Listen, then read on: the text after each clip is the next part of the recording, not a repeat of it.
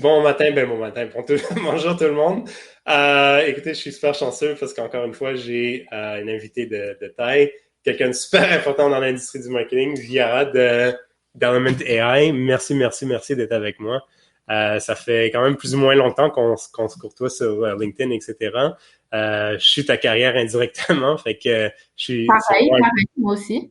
Pardon? Je suis la tienne aussi, indirectement. C'est bon. Ben écoute, c'est vraiment un honneur que tu sois ici avec moi parce que tu es vraiment le type de personne avec que je voudrais passer en entrevue le plus souvent possible. C'était vraiment une top dans le marketing, fait que merci d'être avec moi aujourd'hui. Ça me fait plaisir d'être là. Merci de m'inviter. Je suis très honorée. Fait que commençons par le début. Element AI, comment est-ce que tu décris ce que tu fais chez Element AI? Je m'occupe chez Element AI de tout ce qui est notoriété de marque. Donc, OK? surtout, je suis sur les faisceaux, donc tout ce qui est canaux de diffusion. Element AI, c'est une entreprise en B2B SaaS et nous vendons du software en AI. Mhm. Donc, il y a pas mal de travail de décomplexifier ce AI, c'est pas toujours très clair. Ouais. Et aussi, c'est de mettre en valeur les grandes percées scientifiques qui sont aussi sous-jacentes au travail qu'on fait. Donc, c'est vraiment de parler d'Element en tant que marque, en tant qu'employeur, et de le faire à travers des canaux qu'on connaît, surtout digitaux ces temps-ci. Mais tout ce qui est RP, communication, social, e-com et autres. Cool. Et puis, tu sais, est-ce que je te dirais que ton audience est beaucoup plus technique ou est-ce qu'il faut vraiment que tu démystifies le AI pour des gens qui s'y connaissent plus ou moins bien, là? Je vais m'inclure là-dedans. Écoute, sans fausse modestie, je pense moi aussi, une des choses qui est très intéressante, c'est justement c'est les différents auditoires. Je te dirais qu'il y a un auditoire qui est aussi très technique, c'est-à-dire que les scientifiques entre eux Mhm. cherchent à savoir ce qui se fait chez Element. Je te donne l'exemple suivant. Il y a un grand contingent chez Element qui publie de la recherche pure. Donc, leur OK. contribution, c'est de la recherche dans les domaines de l'AI.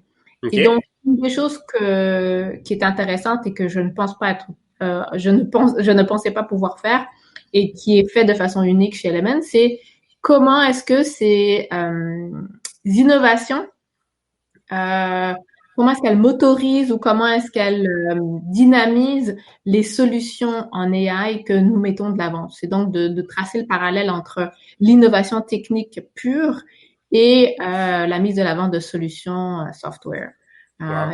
Ça, je trouve ça, c'est un grand plaisir de faire ça parce qu'on en apprend tellement et on a des gens qui sont particulièrement brillants. C'est toujours avec énormément de plaisir qu'on découvre que les gens avec qui on travaille sont brillants de cette façon-là et qu'ils contribuent à, à toute la science qui est mise de l'avant et qui est mise à contribution chez Element, mais aussi ailleurs. Donc, en publiant dans les grands concours ou Mhm. de conférences plutôt, et en publiant sur Archive, ils mettent toutes ces avancées à la disposition d'autres qui s'en inspirent et qui continuent à bâtir sur sur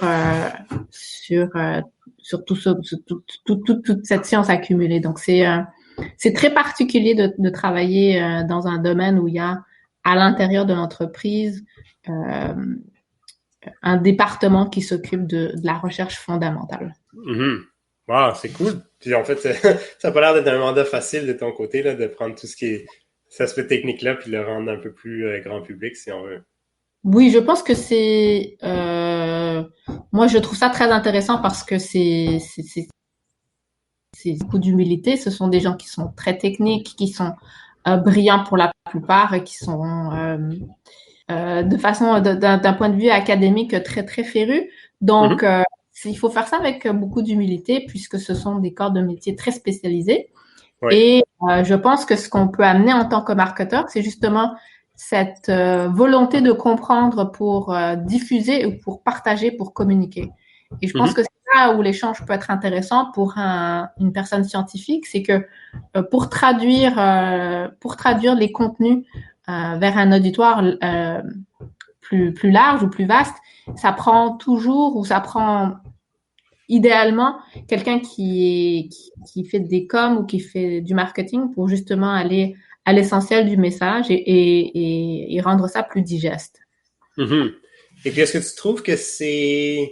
Là, je voulais parler de ton parcours à toi un peu, mais on a embarqué déjà sur Elementary, fait qu'on va continuer là-dessus, puis on retournera vers toi par la suite. Mais parce que j'entends souvent des marketeurs dire, ou des dirigeants d'entreprise dire, ah, tu sais, dans notre industrie, tu sais, comme, tu sais, c'est très niché, ou c'est très enterprise, ou c'est très quelque chose pas sexy finalement. Et puis, comment est-ce que tu vois, tu sais, qu'est-ce que tu leur dirais? Parce qu'en fait, tu sais, de ce que j'entends, c'est qu'en fait, tu prends quelque chose d'hyper technique qui, à la base, pourrait paraître non, pas sexy. C'est sûr que AI, c'est très sexy en ce moment, mais pas très hot en ce moment, qui est pas très compréhensible, mais tu le rends en quelque chose, tu le transformes en quelque chose de plus compréhensible. Fait que comment est-ce que tu verrais, quel genre de conseils tu aurais à partager à ce niveau-là? Je pense qu'il ne faut pas sous-estimer que si on veut déployer un message vers un auditoire plus large, Mm-hmm. il, il est conseillé de faire affaire avec quelqu'un dont la job est de communiquer. Mm-hmm. C'est-à-dire que par moment, surtout si tout le monde vient d'un milieu très homogène et qu'on doit aller vers des clientèles qui le sont peut-être moins, Mm-hmm. euh, être capable de traduire les messages clés d'un produit pour les rattacher aux besoins clients, c'est une traduction qui est bien faite par des communicateurs. C'est-à-dire que oui, tu peux avoir un produit A, mais si ton produit A ne répond pas aux besoins B de ton client, Mm. il n'y aura pas justement cet arrimage et il n'y aura pas cette opportunité d'affaires. Donc, souvent, l'emploi du marketeur, ça va être de mettre en lumière comment ces deux choses-là peuvent se marier dans l'intérêt de l'un et de l'autre.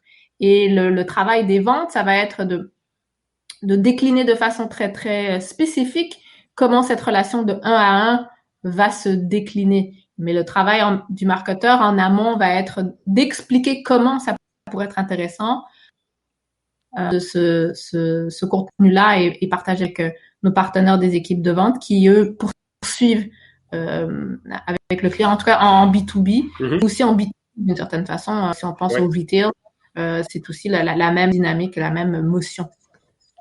Puis il y a quelque chose que tu as dit qui m'intéresse beaucoup, puis en fait, c'est un sujet qui m'intéresse beaucoup en ce moment, c'est comprendre le besoin du client. Est-ce qu'il y a des processus, des approches, des quoi que ce soit que tu mets en place ou que tu prônes pour bien comprendre? Parce que tu as raison, en fait, c'est bon, dans ton cas, la recherche te donne plein de trucs, puis tu peux décliner ça en 75 façons.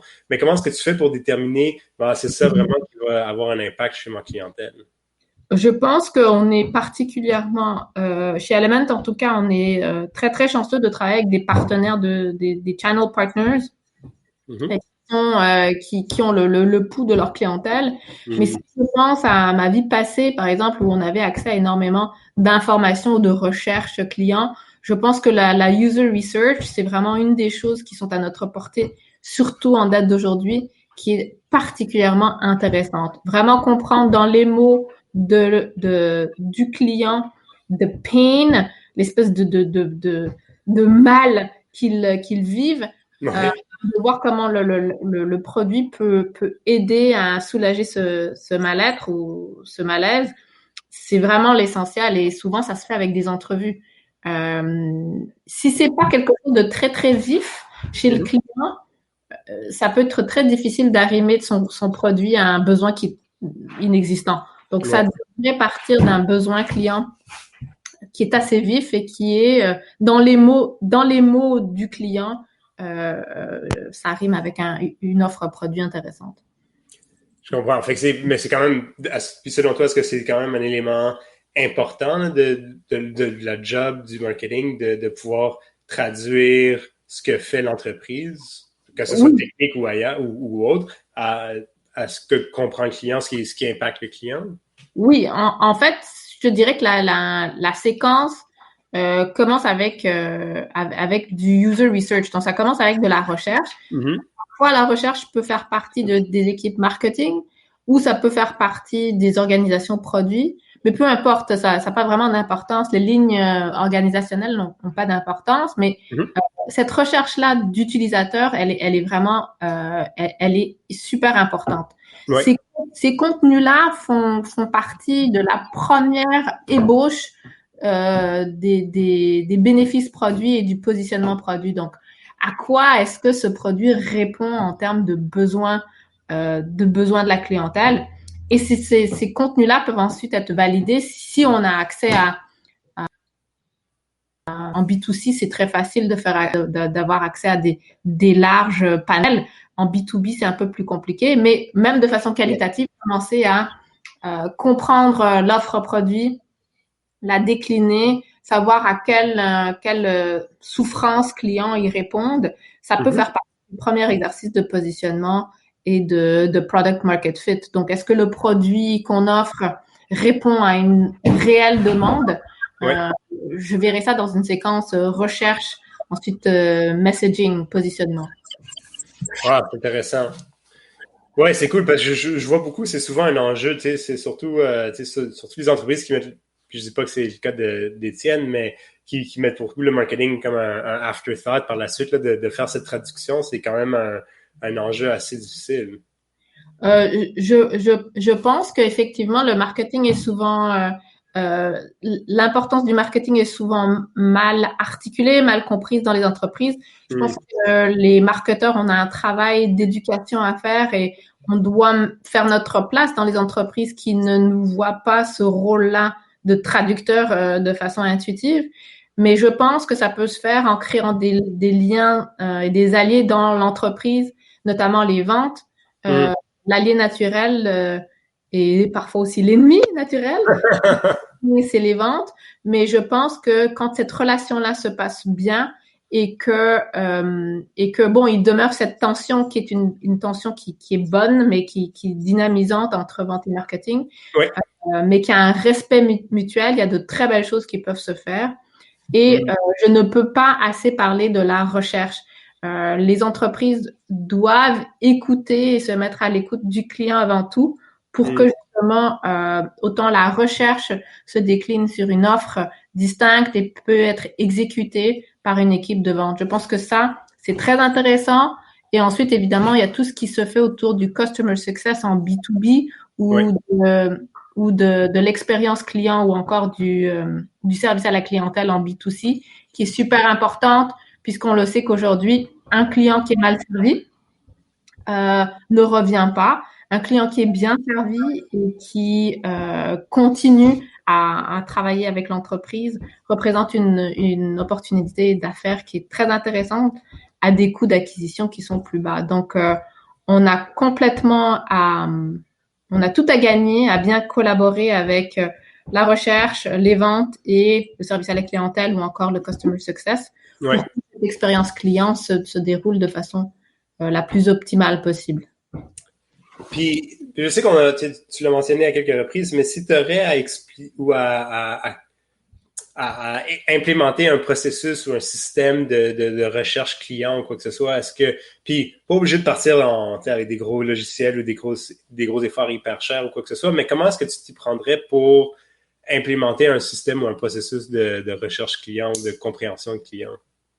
Mais je pense que c'est une très bonne question. Je pense que la première chose, ce serait d'écouter nos vendeurs. Donc, si on n'a pas de user research très sophistiqué avec des chercheurs qui ont ce background-là et qui sont capables de faire de la recherche qualitative, parce que c'est vrai que c'est quand même onéreux, ou encore avec des logiciels qui sont capables de le faire, mais de tout simplement peut-être commencer à enregistrer les appels de nos partenaires en vente. Donc, avec des logiciels ou pardon avec des outils comme Gong, tout ce qu'on appelle Revenue Intelligence. Donc d'enregistrer les appels des vendeurs et de voir quelles sont les objections clients. Qu'est-ce que le client dit quand on fait les appels de discovery? Qu'est-ce qu'il répond comme objection? C'est quoi le langage qu'il utilise? Est-ce qu'on répond réellement à un besoin client ou est-ce que on a l'impression qu'on répond à un besoin client qui n'existe pas et le client il ne paiera pas. Le statu quo est souvent le plus gros pas à franchir. C'est souvent pas une compétition. C'est souvent juste de faire tel qu'on l'a toujours fait qui devient le plus gros bloquant pour changer des habitudes de consommation d'un consommateur. Donc, je commencerai à apprendre à écouter les vendeurs et ensuite me mettre à l'écoute. Donc, écouter les appels avec les vendeurs s'ils le veulent bien ou encore les enregistrements pour commencer à voir est-ce qu'il y a des patterns dans ce qui est dit par les prospects et les clients. OK. Cool. Et puis je suis entièrement d'accord avec toi. Je sais, en plus, le statu quo, là, je sais, je le rencontre moi-même quotidiennement. C'est vraiment l'élément le plus difficile souvent là, à contrer, c'est le statu quo, tu as raison. Oui. Si on fait un vire un peu, puis on parle de gestion un peu d'équipe, comment tu gères ton équipe. D'ailleurs, comment est composée ton équipe? Est-ce que tu parlais de branding tout à l'heure, mais est-ce que c'est tout le marketing qui te répond à toi? Est-ce que tu as du lead generation ou c'est une autre équipe? Comment ça se passe? Dans la construction de l'équipe présente, il y a une équipe qu'on appelle Customer Marketing qui se rapporte à l'organisation des ventes. Okay. Tout ce qui est canal et contenu se rapporte à moi sous le COO. Donc, on est scindé. On a eu une autre façon d'être organisé il y a quelques mois. Je pense que tout le monde sous COVID essaie de voir qu'est-ce qui est la façon optimale de s'organiser. Mais encore une fois, j'ai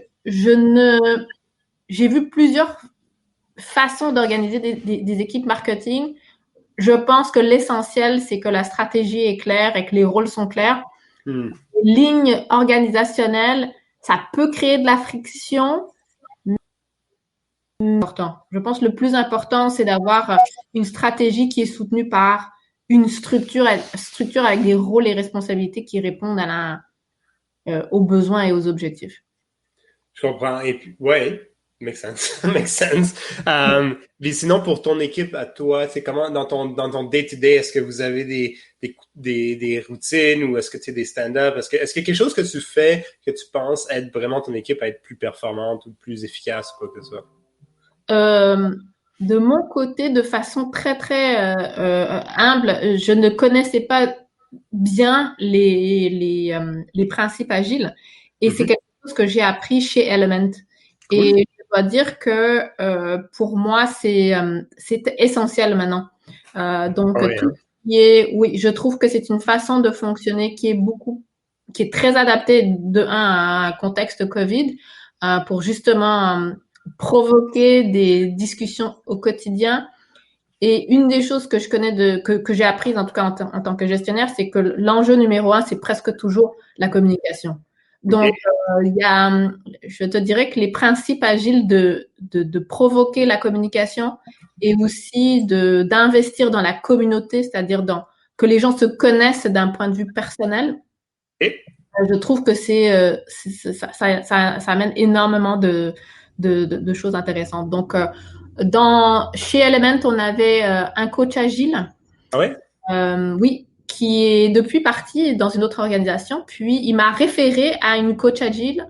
Donc, Josiane, elle est venue auprès de nous et elle a continué ce travail-là avec nous. Puisque nous n'avions plus notre coach chez Element. Mais les 3 coachs qui m'ont appuyé et ils m'ont laissé un héritage très très riche en termes d'apprentissage et c'est sûr que je les mets dans ma boîte à outils et je recommande ça vraiment très fortement à tout le monde d'intégrer tout ce qui est modules et rituels d'agilité dans notre façon de gérer les équipes. C'est extraordinaire comme plus fort. OK, cool. Oui. Et puis, est-ce que dans ce cadre agile ou est-ce que c'est quelque chose de séparé, comment est-ce que tu vois le développement personnel, mais le développement de carrière? Comment est-ce que tu aides tes équipes? Est-ce que ça fait partie de ton mandat ou est-ce que tu le vois comme étant partie de ton mandat? Comment est-ce que tu vois ça? Pour moi, c'est une des choses que j'aime le plus. Donc, je vois ça dans mon mandat, c'est sûr. Je pense que tu es un petit peu comme quand tu es parent, tu te sens une responsabilité d'accompagner les gens dans ton équipe à se réaliser. Je vois ça de façon vraiment à très long terme. Donc, c'est-à-dire, je le vois qu'il fasse partie de l'équipe. La meilleure chose à faire pour quelqu'un, c'est de quitter le groupe. Je pense que ça doit être une discussion qui doit être ouverte et sur la table. OK. Si la personne a des lacunes, il faut que ça soit discuté de façon objective pour pas qu'elle se sente en quelque sorte diminuée. Donc toujours dans le respect et avec je te dirais, une vision à long terme de développement de cette personne qui s'en remet beaucoup à toi. Je veux dire, tu peux avoir un impact considérable sur la carrière de quelqu'un si tu te vois dans ce rôle-là. Je sais que moi, il y a eu des gens dans ma carrière qui continuent à avoir un rôle, même s'ils sont plus dans mon quotidien, où je me dis, que ferait-il, que ferait-elle mise devant cette situation, et ça m'amène beaucoup de force, mais aussi de calme, parce que je me dis, je peux toujours poser les questions à des gens qui pourraient mieux faire, et j'espère être cette personne pour les gens dans mon équipe. Donc, oui, je vois ça de façon très, je trouve que c'est très important et c'est très porteur. C'est-à-dire que si Ouais. on investit ce temps-là dans les personnes, elles vont se retourner et investir ce temps-là dans les projets. Donc, le focus devrait être, ton focus en tant que gestionnaire devrait être tes gens, et eux vont s'occuper des projets.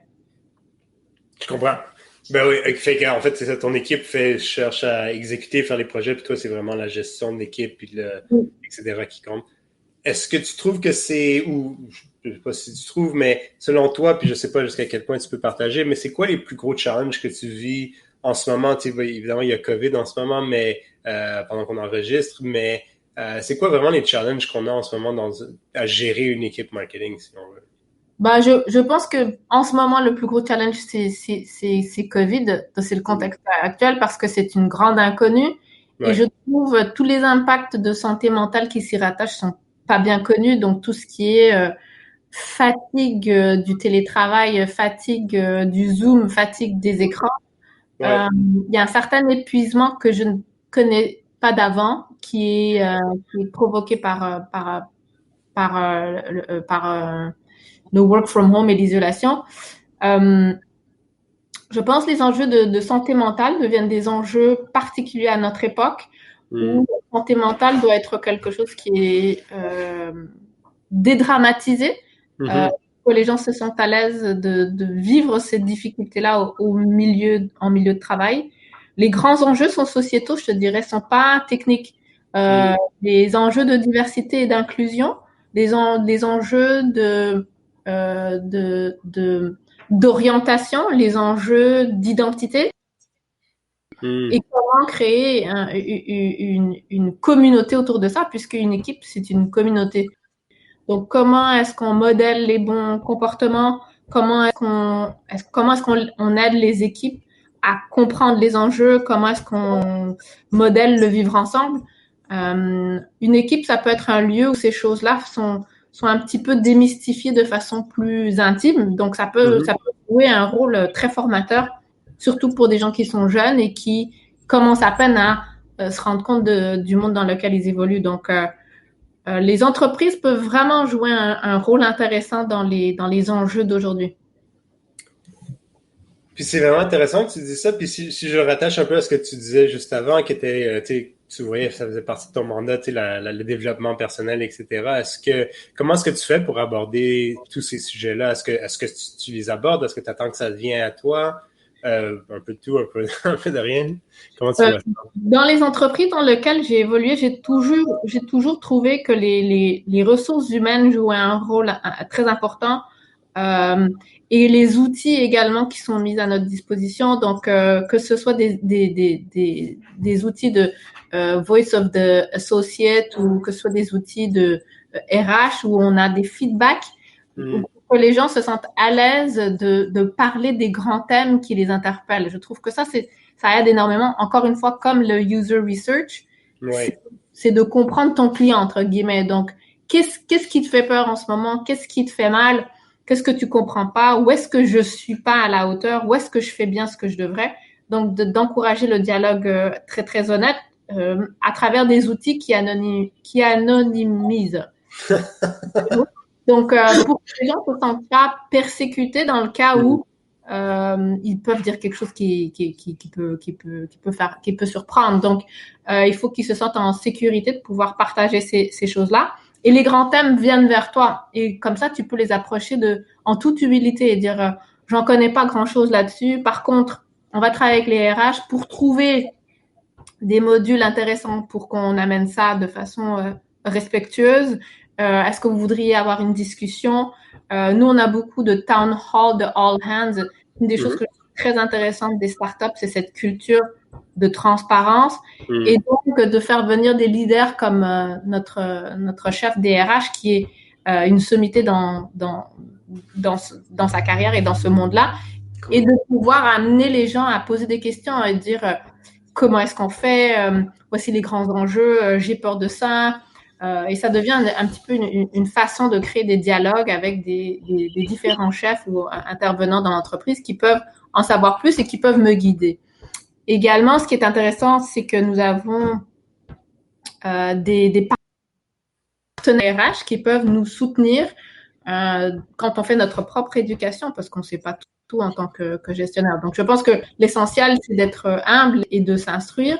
Mais si les entreprises peuvent mettre à notre disposition des façons de s'instruire et de s'éduquer, que ce soit au travers des autres gestionnaires ou encore de ressources mises à notre disposition, ça peut aider l'équipe à commencer ce cheminement-là. Wow, c'est vrai. Est-ce que vous êtes ton équipe à toi, là, pas l'entreprise au complet, mais est-ce que tu as une grande équipe ou c'est quand même une petite équipe? Non, c'est une des plus petites équipes que j'ai eues. Bon, c'est sûr que on a été impacté par Covid comme tout le monde. Donc malheureusement l'équipe a beaucoup rétréci. Ça demeure douloureux, mais je pense que les gens commencent à se rendre compte que Covid, il y a personne qui comprend quoi que ce soit de façon très juste. Donc on a été impacté, ça a eu un impact considérable sur la taille de l'équipe. Je comprends. Fait que ça aussi, ça a dû être un moment difficile ou c'est un moment difficile encore. Oui, et encore une fois, c'est là où l'agilité a beaucoup aidé, puisqu'on a pu instaurer certains rituels qui sont plus avant-gardistes. Je vais te dire que j'étais pas du tout habituée, mais de pouvoir faire un deuil de cette équipe-là, puisque l'équipe telle que tu la connaissais, elle n'existe plus. Et en tant qu'humain, tu as besoin souvent de fermer la porte pour pouvoir aborder de façon objective ce qui s'en vient. Donc, on a fait tout un rituel de fin d'équipe. Et c'était très douloureux. Je veux dire, la fin d'une équipe pour n'importe qui l'a vécu, c'est douloureux. Donc, on l'a vécu vraiment comme un deuil. On a été très triste et puis on a pu être aussi objectif quand on a commencé sur les nouvelles bases d'une nouvelle équipe, mais c'était pas l'ancienne. Ouais.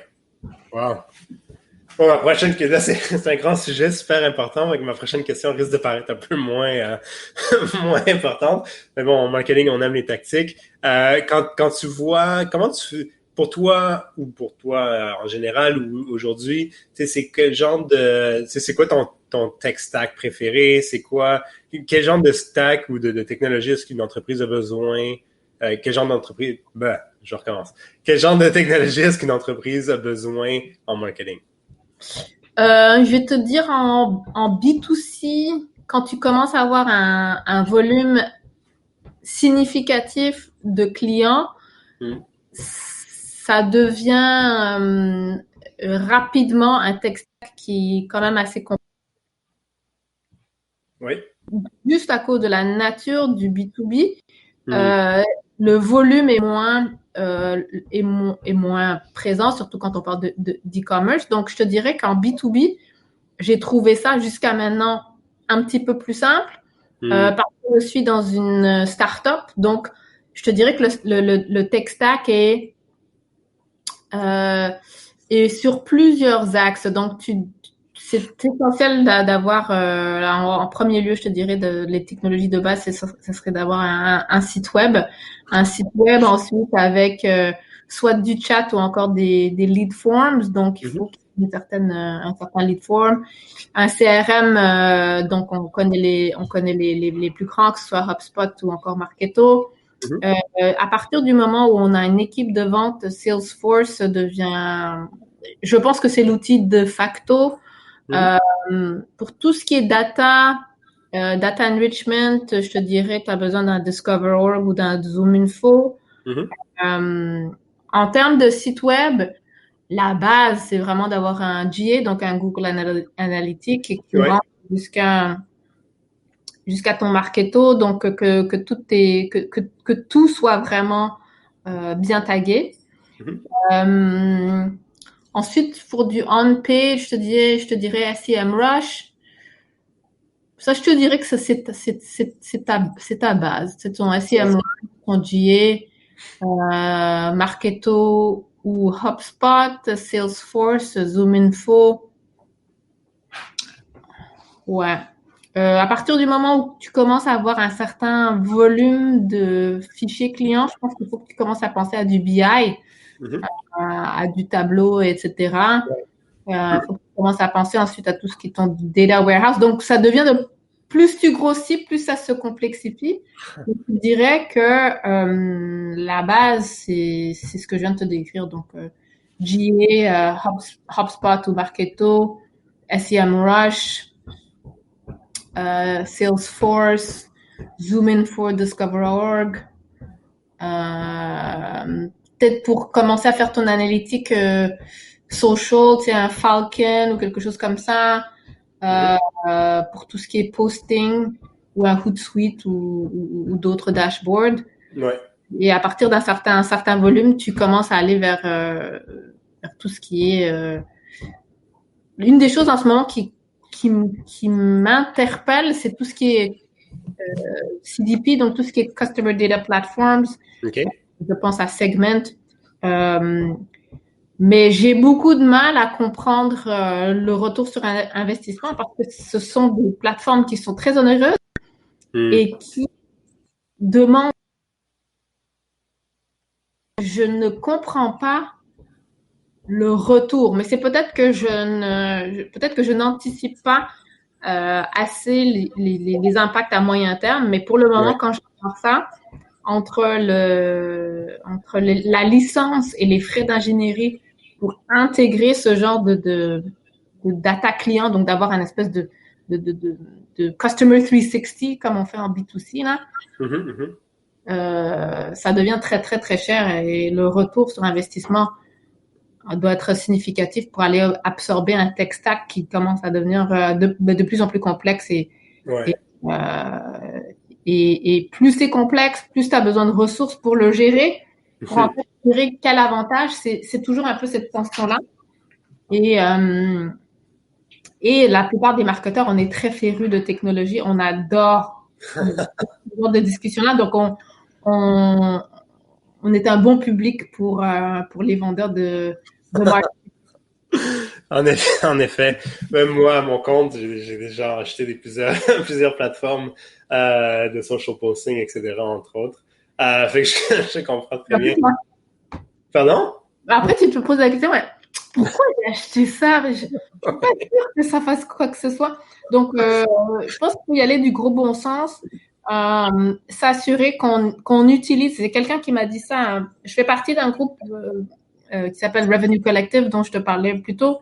Et un de mes collègues dans ce groupe-là disait, faut utiliser son gros bon sens. Est-ce que vraiment on utilise 100% de la plateforme avant d'aller chercher la petite puce de plus là? Souvent, même pas à capacité. On comprend pas 80% de notre outil, que déjà on est dans l'upgrade.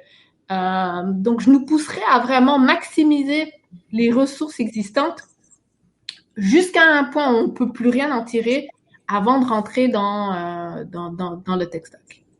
Oui, puis c'est difficile, tu sais, parce que c'est bon, c'est sûr, c'est peut-être une excuse, mais tu sais, il y a tellement de nouvelles qui circulent, il y a tellement de publications qui circulent au niveau du marketing, puis Element AI qui fait du X, puis tu sais, HubSpot qui fait Y, et puis là, t'es comme, oh my god, j'en fais rien de tout ça. Mais c'est sûr, mais pense aussi aux ressources. Je veux dire, chaque fois que tu rajoutes un outil, c'est peut-être pas une ressource à temps plein, mais c'est une personne de plus ou une demi-personne de plus, donc ça se complexifie. Ouais. Puis parlant de ressources, etc., puis tu peux rentrer dans les détails si tu veux ou pas, mais comment est-ce que tu penses au budget marketing vers comment est-ce que tu structures tes budgets marketing? Parce qu'évidemment, c'est un grand sujet. On enregistre ça en Q4, fait que c'est ça qu'on planifie le 2021. Comment est-ce que tu penses au budget marketing d'habitude en général? Ça a coupé là, je t'entends plus. Tu m'entends maintenant? Oui, je t'entends là. OK. Fait que, bon, comme je disais, on enregistre ça en Q4, on pense à l'année prochaine. Comment est-ce que tu penses d'habitude au budget marketing? Tu peux aller en détail ou pas, là, mais selon toi, un budget marketing, ça se développe comment? Bah, je te parlerai de mon idéal et je pousse pour l'idéal, c'est-à-dire, dans l'idéal, c'est du reverse engineering. Donc, c'est un objectif qui est ensuite décliné en objectifs marketing et ces objectifs marketing doivent être on doit y répondre par les différentes tactiques qu'on va mettre de l'avant. Donc, dans l'idéal, c'est un framework, que ce soit un framework comme les OKRs ou un framework comme les OGSTM. Idéalement, ça part du haut. Donc, l'équipe du CEO partage les objectifs d'affaires de l'année qui s'en vient et ensuite les différents chefs de département au sein d'un management team se concertent pour voir comment est-ce qu'on va décliner ça sur les différents canaux qui sont à notre disposition. On fait une première ébauche, on se reparle, ok, ben moi j'ai besoin de ci. Et ensuite, on se dit, bon, ben pour pouvoir y arriver, on fait nos calculs. Ideally, it's zero-based. C'est sûr que, bon, parfois on fait de l'overstack, mais zero-based, on commence à la base. Pour arriver à l'objectif X, voici ce dont j'ai besoin d'un point de vue de people, d'un point de vue d'OPEX, ensuite un point de vue de CAPEX, est-ce qu'on a besoin d'investissement technique, on parlait de marketing stack, et ensuite d'OPEX, est-ce qu'on a besoin d'achats publicitaires, est-ce qu'on a besoin d'agences, est-ce qu'on a besoin de production, est-ce qu'on a besoin de contenu, de quoi est-ce qu'on a besoin, et ensuite on met ça devant le CFO. Idéalement, le CFO et l'équipe marketing s'entendent sur les KPI qui résonnent et qui mènent vers les ventes souhaitées. Donc, idéalement, c'est vraiment un discours entre l'équipe dirigeante, l'équipe marketing et les ventes autour de quel target, quel budget, quelles activités et quelle performance. Cool. Et puis, bon, ça c'est un monde idéal, comme tu disais, là, des fois c'est pas toujours comme ça, mais ouais, c'est intéressant. Ben, en tout cas, c'est ce que je tente de faire et je trouve que j'ai été jusqu'à maintenant plutôt choyée dans les relations de travail que j'ai eues. J'ai toujours eu des partenaires au niveau au marketing et très bien versés en finance, c'est-à-dire que tu as un contrepoids à ton argument marketing qui est financier et ensemble vous cheminez vers voici comment articuler que le but est atteint ou pas. Et là, pour atteindre ce but-là, moi j'ai besoin de X. Donc là, ça devient une traduction entre l'objectif matériel financier et les investissements marketing, même si eux, ils appellent ça des coûts. Moi, j'appelle ça des investissements. Et ça peut devenir ça aussi, c'est une très belle relation quand c'est un partenaire d'affaires. Ça peut être vraiment quelque chose qui mène le marketing beaucoup plus loin. Cool. Et puis peut-être dernière question pour le branding, puis après on terminera un peu sur ton parcours puis tes conseils de carrière. Parce que évidemment, tu parlais de brand tout à l'heure, en fait, le brand est sous ta charge. quel genre de canaux est-ce que tu vois fonctionne le mieux? Est-ce que c'est quelque chose de relativement stable aussi? Est-ce que ça varie beaucoup? Alors, comme je disais tout à l'heure, bon, en marketing, on entend plein de choses, TikTok, LinkedIn, les courriels, est-ce qu'en général, tu vois les canaux sont quand même relativement fixes? Est-ce que ça change beaucoup? Comment tu approches ce sujet-là? Mais je peux te tracer peut-être un parallèle entre mon ancien employeur et mon employeur aujourd'hui. Je Oui. dirais que mon ancien employeur, je regardais justement une de mes anciennes collègues qui parlait de comment TikTok a aidé pour une campagne passée à remonter la notoriété. TikTok pour du B2B en SaaS, Pas encore. pas du tout. Donc, c'est aussi une question de clientèle, encore une fois. Ouais.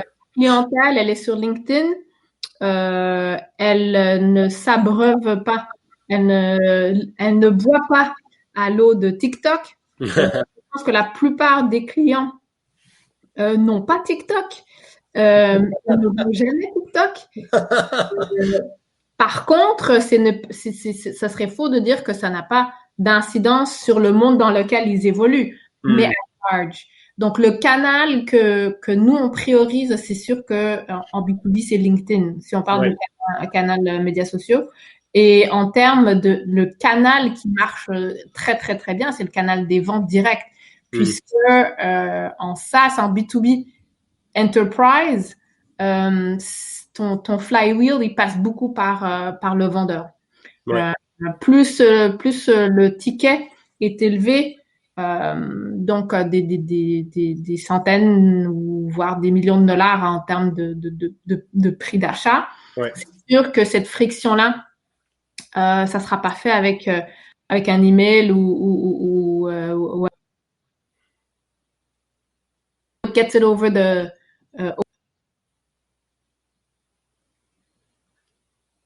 Allô? vente peut être 9 mois à 10 mois. Les intervenants peuvent être jusqu'à 16 intervenants. Donc, c'est un cycle d'achat et une psychologie qui est très différente. Ouais. Et c'est super intéressant. Je veux dire, quand tu viens du B2C, arriver dans le B2B, c'est complètement autre chose. Oui, ça, j'en doute pas. Puis pour toi, tu sais, tu parlais beaucoup de ventes et puis évidemment, leur flywheel passe beaucoup par les ventes ou les commerciaux, là, pour ceux qui écoutent en Europe. C'est, puis si tu avais à résumer la raison d'être du brand dans une entreprise B2B, SaaS ou non SaaS, là, mais dans une entreprise B2B, c'est quoi le brand sert à quoi finalement? Ben, le brand sert à créer un certain moat pour se différencier. C'est-à-dire que dans un univers où tout se ressemble, toutes ces choses-là font partie d'une recette qui peut aider à se différencier au final. Donc, que ce soit dans une foire commerciale, les couleurs, l'expérience du stand, la façon de parler, la signature, les codes de marque, pour essayer justement de se différencier parce que il y a quand même une palette assez réduite en B2B puisque ça demeure un petit peu il y a moins de fantaisie, disons que en B2C, surtout tout ce qui est fashion ou mode. Comment se différencier, ça devient une recette un petit peu plus compliquée, surtout quand il y a une certaine tendance à être commodifié. Donc, du software, c'est du software, c'est du software. Donc, essayer de raconter une histoire comme quoi on est différent, ça se fait à plusieurs niveaux, autant les niveaux de performance produit que expérience client, que expérience vente, que rendu look and feel, tone of voice et look and feel. Donc, je pense que ça devient une partie intégrante d'une recette qui fait partie avec plusieurs volets. Cool. Alors là, bon, on va terminer avec le début. C'était parce que bon, évidemment, c'était intéressant, puis j'ai embarqué sur quoi on parlait. Mais pourquoi le marketing? Pourquoi est-ce que tu as choisi à faire carrière en marketing? Puis avec ça, je voudrais qu'on termine peut-être sur quelques conseils que tu aurais pour des jeunes qui sont déjà en marketing ou peut-être des moins jeunes ou en tout cas quelqu'un qui voudrait développer sa carrière en marketing. Je pense que c'est parce que de façon prioritaire, j'aime les gens. Je pense que la plupart des gens qui sont en vente, communication ou marketing ou qui sont, comme tu dis, dans des domaines commerciaux, c'est le contact avec les autres gens qu'ils apprécient. Visuel ou autre. Mais je vois mon rôle un peu comme un carrefour, puisque j'ai l'impression que je fais un petit peu de psychologie avec tout ce qui est recherche, que je fais du soutien aux ventes avec tout ce qui est enablement, que je fais des contenus qui aident le client à trouver une recette à son bobo. Donc, je trouve que j'ai accès à assez de contenu ou assez de facettes pour créer un challenge. OK. Pour moi, c'est ça le marketing. Cool. Et puis alors là, si tu avais à terminer en donnant un conseil, comment, tu sais, parce que tu as une belle carrière, t'es assez senior en ce moment, j'imagine que t'en voudras peut-être encore plus à un moment donné, mais comment est-ce qu'on fait, comment est-ce que je devrais penser à ma carrière? Ben, moi, en tout cas, peu importe. La personne qui nous écoute, comment est-ce qu'elle devrait penser à sa carrière marketing? Quelqu'un qui voudrait monter les échelons, qui voudrait arriver au top de l'échelle, si on veut. Quel conseil t'aurais à partager? Je pense que un des conseils à partager, c'est en anglais ils disent assume positive intent. Je OK? pense que par moment les marketeurs on s'isole Ouais. des autres départements et ça je trouve que c'est vraiment la pire chose à faire. Il faut Mm. aller vers nos partenaires d'affaires, surtout les ventes. Mm. Donc le conseil à faire, c'est le conseil que j'aurais pour un marketeur, ce serait comprends ton client. Donc, qu'est-ce qu'il cherche, qu'est-ce qu'il fait, où est-ce qu'il va, où est-ce qu'il s'abreuve d'informations, c'est quoi son défi et comprends le cycle de vente de A à Z. Donc, Mm. de la découverte jusqu'au repeat et de bien comprendre aussi tous les aspects économiques qui sera liés à ça pour pouvoir parler de façon intelligente de sa contribution. Donc, de connaître l'impact de son action en termes de dollars et de contribution à l'entreprise, mais aussi de comprendre le rôle des autres joueurs avec qui on interagit et de ne pas s'isoler et de communiquer. Super. Excellent conseil. Merci beaucoup. Écoute, Ouais. Vera, merci énormément de ton temps. On a dépassé un peu. Fait que merci beaucoup d'être avec moi ce matin. Ben, ce matin. Aujourd'hui. Pour moi, on est encore c'est encore le matin, mais bon. Euh, Merci beaucoup. Et puis, on se reparle bientôt, j'espère. Oui, moi aussi. Merci Merci. de m'avoir reçu. Merci. Bye.